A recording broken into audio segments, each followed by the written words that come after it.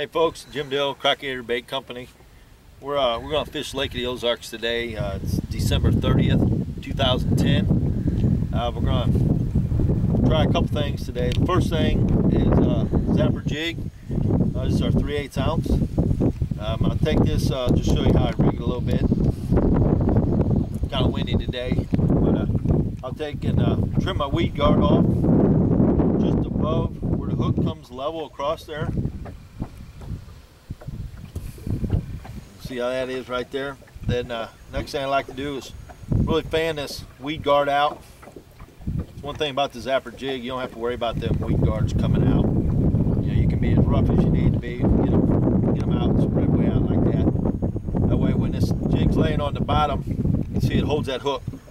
I put my whole finger underneath it. It holds that hook up off of the bottom, keeps from getting hung up. And it also feels natural to them bass when they take that bait in, they get all these tentacles, kind of like crawfish legs, but you know, once they bite down at it, it collapses, get them hooked. But anyway, I like to rig this jig up with a Zoom little critter crawl. But the thing with this is mainly just keeping it straight as you feed it on your jig. Run it straight down the ribs of that critter crawl, down to where the body of the plastic starts getting fat there. See, right there. Bring it on up, push it up tight against your Zapper jig there, and when you're done rigging it, it'll lay perfectly flat, just like that. You know, you always want your critter crawl laying on there perfectly flat like that. When you if you're flipping or dragging or swimming, whatever you're doing with it, you want that to be perfectly flat so it lays level in the water. So when it falls level, and it just looks natural. But I'll be throwing that a lot today.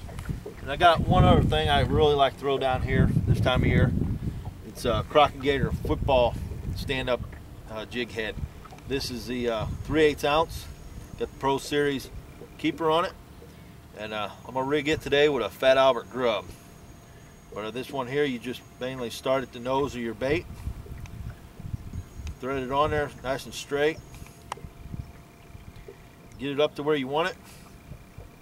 Measure down with your hook there where it makes its bend.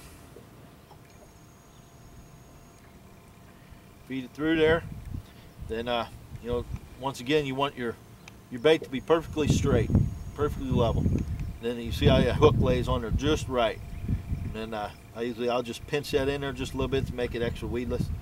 But that's how I rig that. So between these two baits, my Crock Gator Zapper jig and our stand-up football head jig, we'll see what's going on out there today. So